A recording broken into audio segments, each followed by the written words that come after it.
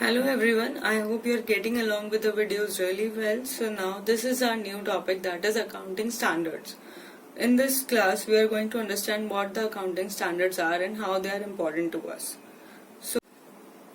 So हम सबसे पहले बात करेंगे कि अकाउंटिंग स्टैंडर्ड्स की नीड क्यों अराइज हुई, कि ऐसा क्यों लगा कि कुछ स्टैंडर्ड्स होने चाहिए, राइट?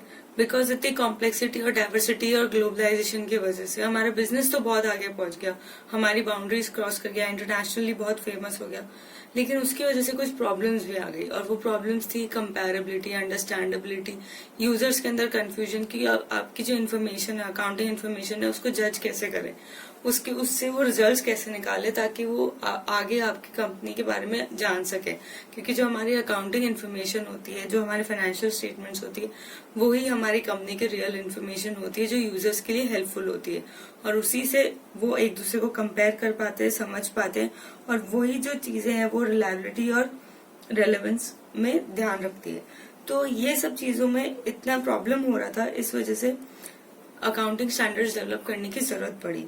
तो जो इंटरनेशनल अकाउंटिंग स्टैंडर्ड्स कमेटी थी, जैसे आप कहते हैं इंटरनेशनल फाइनेंशियल रिपोर्टिंग बोर्ड, ये जो थी इन्होंने सेटअप किया ताकि ये एयर्स बना सके जो वर्ल्ड वाइड एक्सेप्टेंस हो और उसके अंदर इम्प्रूवमेंट और हार्मोनाइजेशन भी होता रहे अकाउंटिंग स्टैंडर्ड प्रोसीजर्स का, राइट? तो अब लेकिन हम उससे पहले ये समझते हैं कि अकाउंटिंग स्टैंडर्ड्स क्या होते हैं। अकाउंटिंग स्टैंडर्ड्स कुछ ऐसे generally accepted rules and principles है, ठीक है, जो किस लिए काम आते हैं? जो काम आते हैं preparation and presentation of financial statements. हमारे फाइनेंशियल स्टेटमेंट्स क्या होते हैं?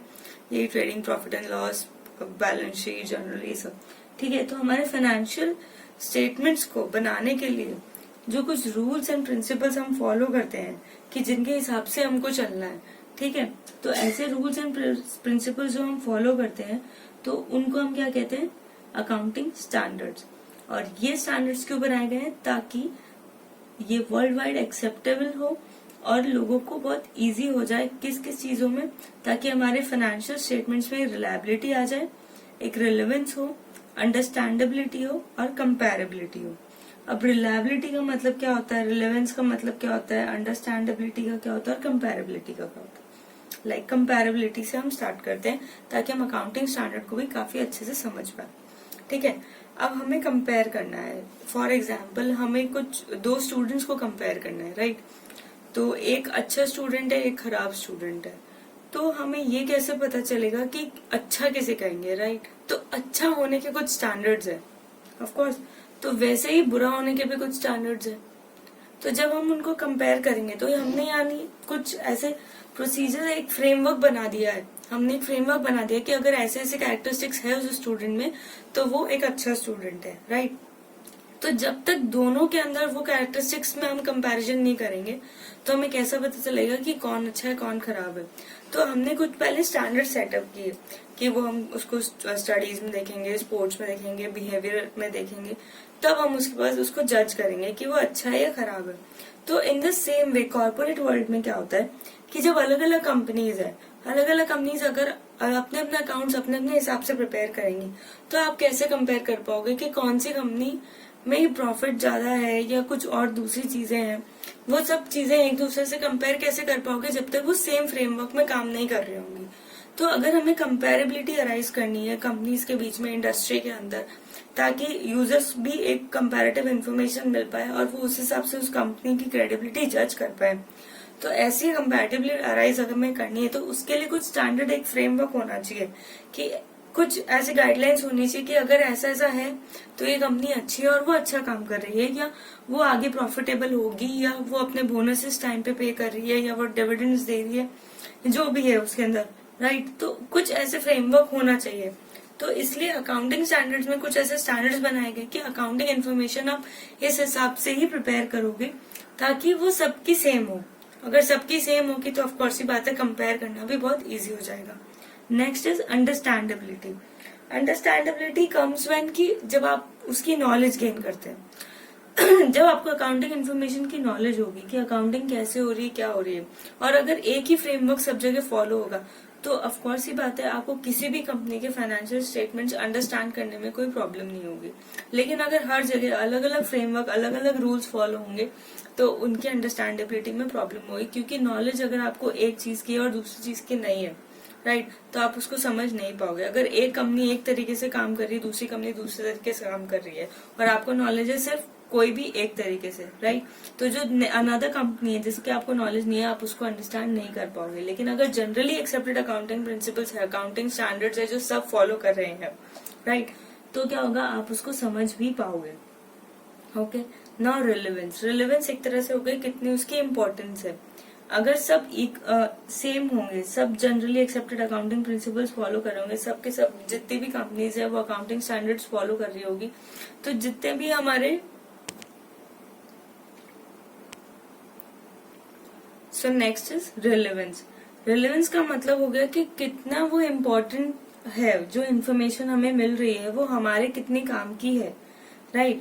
तो वो कैसे पता लगेगा, जब सारे अकाउंटिंग इन्फॉर्मेशन सेम होगी, सब पूरे एक इंडस्ट्री के अकाउंट्स एक ही तरह से फॉलो हो रहे होंगे, या जितनी भी हमारी कंपनीज है जो अकाउंट्स मैनेज करती है, जितने भी हमारे बिजनेसेस है, एंटिटीज है जो अकाउंट्स मैनेज करते हैं, उनके सब एक जैसे होंगे, तो आप पता कर पाओगे कि किस अकाउंटिंग किस प्रोसीजर के अंदर आपको क्या चीज है जो इम्पोर्टेंट लग रही है, और ये जो इन्फॉर्मेशन आपको मिल रही है वो आपके काम की है या नहीं है।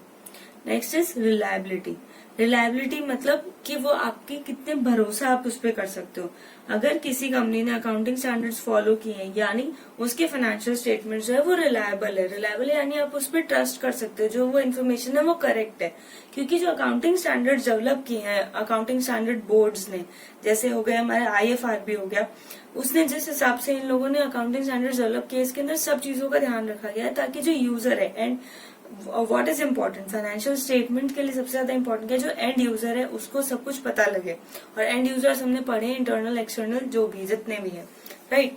तो उन्हें कैसे पता लगेगा, अगर आप उस पर रिलाय नहीं कर सकते, अगर जो हमारे फाइनेंशियल स्टेटमेंट्स आप उस पर भरोसा नहीं कर सकते, तो वो कैसे पता लग सकता है कि जो फाइनेंशियल स्टेटमेंट है वो सही या गलत है। पर अगर कंपनी ने या एंटिटी ने अकाउंटिंग स्टैंडर्ड्स फॉलो किए हैं, तो जो आपके फाइनेंशियल स्टेटमेंट्स है वो रिलायबल भी होंगे, आप उस पर ट्रस्ट कर सकते हैं कि वो सही तरीके से बने हुए हैं। अब हम इस पूरे नोट्स को एक रीड देते हैं।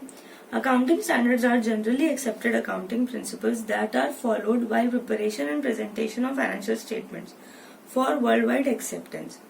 इन्हें हम और क्या क्या कह सकते हैं, these are rules and procedures followed for again preparation and presentation for recognition, measurement, treatment of accounting transactions. Okay, these are called guidelines as well because ये एक डायरेक्शन प्रोवाइड कर रही है आपके अकाउंटिंग वर्क को कि आपको किस डायरेक्शन में काम करना है और किस, and these are framework because ये आपको एक बाउंड्रीज आपको ड्राइव कर देते हैं कि ये एक वर्क एरिया है, आपको उसी तरीके से काम करना है, right. And another is code of conduct. ये जो अकाउंटेंट्स है उसके लिए कोड ऑफ कंडक्ट हो जाता है कि जो अकाउंटेंट है उसको उस प्रॉपर कस्टम, उस लॉ और उस प्रोफेशनल बॉडी जो हमारे अकाउंटिंग स्टैंडर्ड बोर्ड्स है उनके रूल्स एंड रेगुलेशंस को ध्यान रखते हुए ये सारी फाइनेंशियल स्टेटमेंट्स प्रिपेयर करने हैं। So AS are followed so that financial statements have reliability, relevance, understandability as well as comparability. हमने ये चारों चीजें पढ़ ली है कि ये कैसे इंपॉर्टेंट है, right. Next is IFRB, international financial reporting board, was set up to create accounting standards and their worldwide acceptance।